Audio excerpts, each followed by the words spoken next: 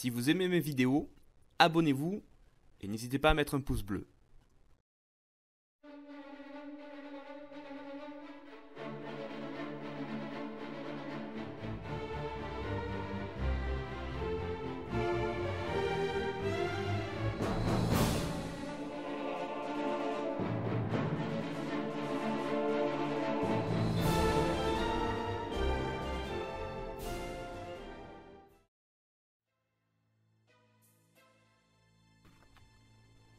Bonjour à tous et bienvenue dans ce nouvel épisode du Point Technique.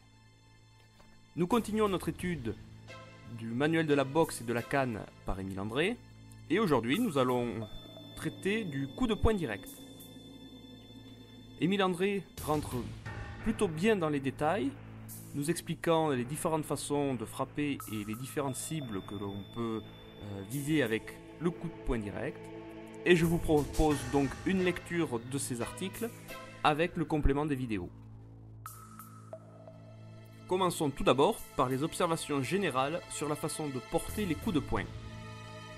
Dans les coups de poing, il faut frapper avec les os de la main, les os métacarpiens à la naissance des doigts et non pas avec les phalanges des doigts.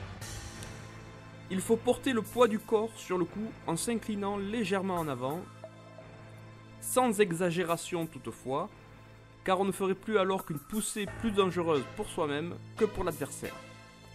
Le poids du corps ajoute grandement à la force du coup de poing. De plus, dans les coups de poing, il faut éviter de retirer le bras en arrière avant de frapper. En voici les raisons. D'abord, c'est une perte de vitesse et de temps, puisque l'on a plus de chemin à parcourir.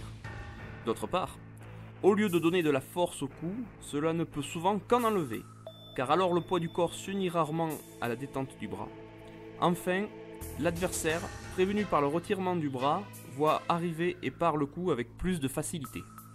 Maintenant, voyons les directions des coups de poing.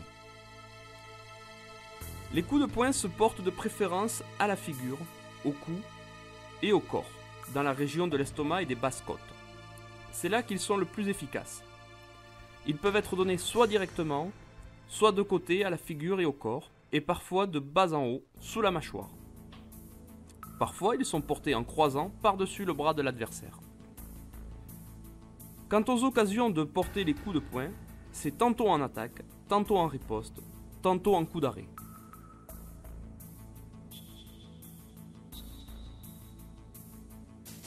Intéressons-nous maintenant aux coups de poing de figure direct, l'objet de notre épisode. Parmi les coups de poing, c'est le plus facile à exécuter sans se découvrir, et d'autre part, bien exécuté, il est des plus efficaces dans le combat réel. Première manière de l'exécuter, du bras de devant sur place. Étant en garde à gauche, il faut détendre le bras gauche à fond en même temps que la jambe droite, et, de la façon montrée à la figure 2, le corps doit s'effacer complètement, ce qui ajoute au coup la force du coup de rein, dans la même direction que le bras gauche. Les doigts du poing qui frappe sont refermés dans la paume de la main, le pouce en dessus. La tête doit être droite et bien en ligne avec le bras gauche. Deuxième manière, du bras de devant en marchant. Il faut porter rapidement le pied gauche en avant. Nous supposons encore que l'on est en garde à gauche.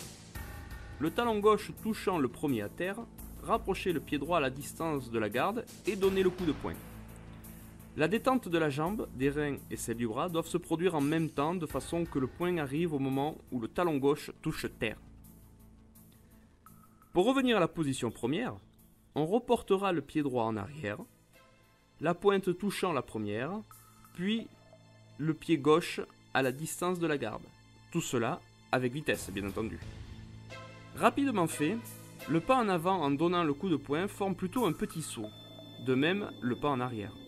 Si l'adversaire vous poursuit sur la retraite, on peut, pour l'éviter, au lieu de reposer le pied gauche devant le droit, le reposer à côté et faire un second bond en arrière. C'est un mouvement facile et pratique. Troisième version, du bras de devant en se fendant. On exécute peu le coup de poing de figure du bras de devant en se fendant. On se fend plutôt pour porter un coup de poing à la figure du bras tenu en arrière.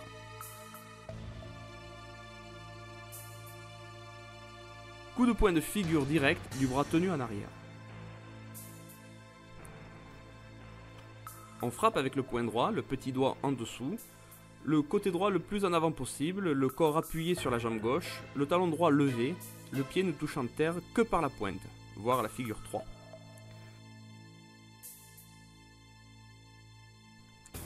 Coup de poing direct du bras arrière en se fendant. Il faut porter le coup en se fendant du pied gauche de 20 à 30 cm. La pointe du pied gauche en dehors, ce qui facilite l'avancement de l'épaule droite. On emploie peu le coup de poing de figure du bras de derrière en marchant. Il se porte après avoir marché, on dit cependant en marchant, parce que la marche fait partie de l'attaque.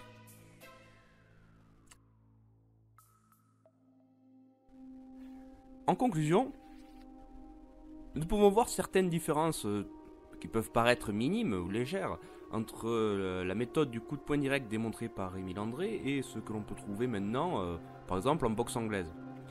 C'est sur le principe de la vrille pendant la trajectoire du coup de poing.